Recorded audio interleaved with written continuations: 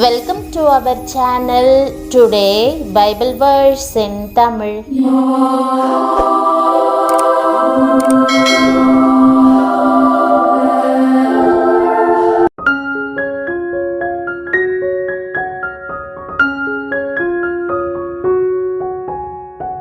இன்றைய வசனம் சங்கீதம் 133:1.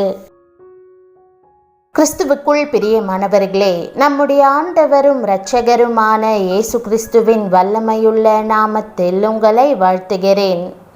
இதோ சகோதரர் ஒருமித்து வாசம் பண்ணுகிறது எத்தனை நன்மையும் எத்தனை இன்பமுமானது என்ற வாக்குதத்த வசனத்தை இன்று நாம் தியானிப்போம். சபையானது கர்த்தரை ஆராதித்து மகிமைப்படுத்தி போற்றி புகழ்கிற இடமாய் இருக்கிறது. அங்கே கர்த்தரை ஆவியோடும் உண்மையோடும் ஆராதிப்பது மட்டுமல்லாமல் சுவிசேஷகர்களும் ஜெப வீரர்களும் அதிலிருந்து எழும்புகிறார்கள். சபையிலிருந்து தான் கர்த்தரே தேவன் என்று நிரூபிக்க பக்தி வைராக்கியத்தோடு சுவிசேஷகர்களும் ஜெப வீரர்களும் புறப்படுகிறார்கள். இன்றைக்கு அநேக சபைகள் தவறான உபதேசங்களை முன்வைத்து பிரிந்து கிடக்கின்றன. ஒரு சிலருடைய சுயநலத்தினால் ஒரு மனப்பாட்டை இழந்து நிற்கின்றன. சபைகளில் தேர்தல் என்று வந்துவிட்டால் போதும், அந்த ஊரில் உள்ள அத்தனை பிசாசுகளும் ஜாதி வித்தியாசம், பணப்பெருமை, பதவி மோகம் என்ற போர்வையில் உள்ளே வந்து விடுகின்றன. சாத்தான் சபைகளை யுத்த களங்களாக்குகிறான். ஒரு குறிப்பிட்ட தேசத்திலே அநேக சாத்தானுடைய சபைகளை பார்க்க முடியும். அவர்கள் கருப்பு நிற உடையணிந்து சாத்தானை ஆராதிக்கிறார்கள். மந்திரங்களை ஓதி சாத்தானுக்கு பூஜை செய்வதுண்டு. நரபலியும் கொடுக்க தயங்குவதில்லை.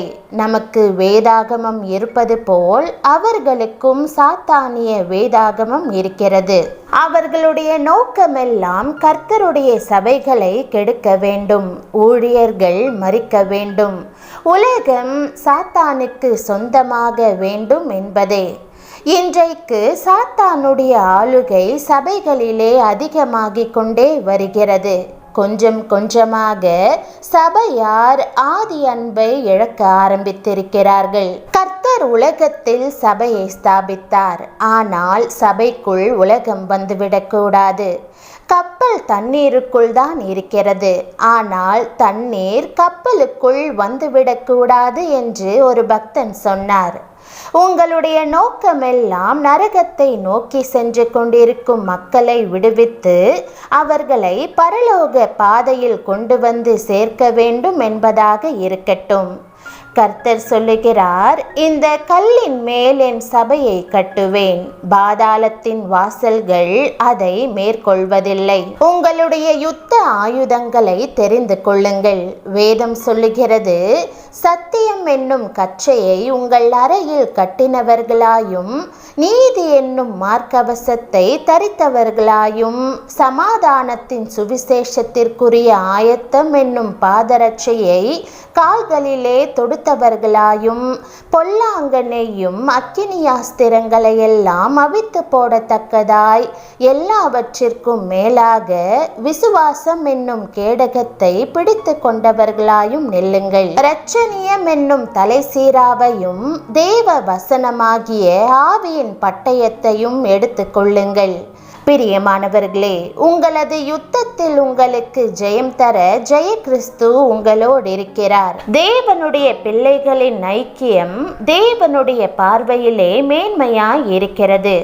தேவனுடைய பிள்ளைகளாகிய நாம் பூமியில் உள்ள பரிசுத்தவான்களோடும் பரலோகத்தில் உள்ள பரிசுத்தவான்களோடும் ஐக்கியப்பட்டிருக்க வேண்டும் என்பதே தேவனுடைய சித்தம். பரலோகத்தில் இருக்கிறவைகளும் பூலோகத்தில் இருக்கிறவைகளும் ஆகிய சகலமும் கிறிஸ்துவுக்குள்ளே கூட்டப்பட வேண்டும் என்று தமக்குள்ளே தீர்மானித்திருந்த தம்முடைய தயவுள்ள சித்தத்தின் இரகசியத்தை எங்களுக்கு அறிவித்தார். கல்வாரியின் அன்பு மீட்கப்பட்ட தேவனுடைய பிள்ளைகள் ஒவ்வொருவரையும் கிறிஸ்துவோடு கூட இணைக்கிறது. பரிசுத்த ஆவியின் அபிஷேகம் பல தேசம், பல பாஷை, பல கோத்திரத்தாரை ஒன்றாக இணைக்கிறது. சகோதரர்களின் ஐக்கியத்தை தாவீது இன்னொன்றுக்கும் ஒப்பிட்டு கூறுவதை பார்க்கிறோம். அது எர்மோன் மேலும் சீயோன் பர்வதங்கள் மேலும் இறங்கும் பனிக்கும் ஒப்பாயிருக்கிறது. சீயோன் என்பதின் மறுபெயர்தான் எர்மோன். சீயோன் என்ற வார்த்தைக்கு வழிநடத்தி செல்லும் தூண் என்பது அர்த்தமாகும். தேவ பிள்ளைகளோடு நாம் தேவ ஆவியிலே ஒன்றாய் இணைக்கப்பட்டிருக்கும் போது கர்த்தர் தேவ ஊழியர்கள் மூலமாகவும் பரிசுத்த ஆவியின் மூலமாகவும் நம்மை அழகாக வழிநடத்தி செல்லுவார். நித்தியம் வரையிலும் அவர் வழி நடத்தி செல்லுவார். நாம் பரலோகத்திற்கு சென்று சேருகிற வரையிலும் இந்த வழி நடத்தும் அபிஷேகத்தூண் நமக்கு மிகவும் அவசியம். தாவீது ராஜா தேவனுடைய பிள்ளைகளின் ஐக்கியத்தை மிகவும் வாஞ்சித்து விரும்பினபடியினாலே அவர் எழுதுகிறார், உமக்கு பயந்து உமது கட்டளைகளை கை கொள்ளுகிற அனைவருக்கும் நான் தோழன். ஆதி அப்போஸ்தலர்களின் நாட்களில் பெரிய அற்புதங்கள், அடையாளங்கள் நடந்ததற்கு ஒரு முக்கிய காரணம் அவர்களுக்குள்ளே காணப்பட்ட ஒரு மனப்பாடுதான். அவர்கள் ஊழியத்திலே ஒரு மனமாய் நின்றார்கள்.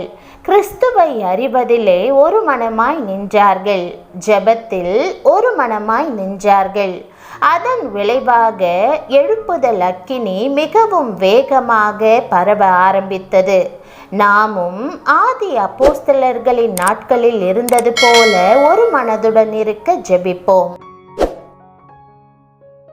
ஜெபம். கர்த்தராகிய இயேசுவே, உம்முடைய வசனத்தின் மூலம் இன்றைக்கு என்னை உற்சாகப்படுத்துவதற்காக உம்மை ஸ்தோத்திரிக்கிறேன். உம் பிள்ளைகள் ஐக்கியத்துடன் வாழ வேண்டியதின் அவசியத்தை உணர்ந்து உம்முடைய சபையின் ஒற்றுமைக்காக ஜெபிக்கிறேன். உம்முடைய சபை உம்மை ஆராதிக்கும், உம்மை மகிமைப்படுத்தும் மற்றும் உம்மை புகழும் இடமாக இருக்க வேண்டும் ஆண்டவரே. உம்முடைய பிள்ளைகள் உலகத்தின் மீது கவனம் செலுத்தாமல் உம்முடைய சபையின் ஐக்கியத்தை வாஞ்சிக்க உதவும். உம்முடைய சபைகளில் அன்பு, மகிழ்ச்சி மற்றும் சமாதானம் நிலவ வேண்டும். உம்முடைய பிள்ளைகள் ஒன்றுபட்டு உம்முடைய மகிமையை வெளிப்படுத்தும் ஒரு சக்தி வாய்ந்த சக்தியாக இருக்க வேண்டும் என்று ஜெபிக்கிறேன். உம்முடைய சித்தம் நிறைவேற, உம்முடைய ராஜ்யம் பூமியில் வர, உம்முடைய நாமம் மகிமைப்படுத்தப்பட வேண்டும் என்று ஜெபிக்கிறேன். இயேசுவின் நாமத்தில் ஜெபிக்கிறேன் நல்ல பிதாவே, ஆமென். தேவனுடைய நாமம் மகிமைப்படுவதாக. ஆமென்.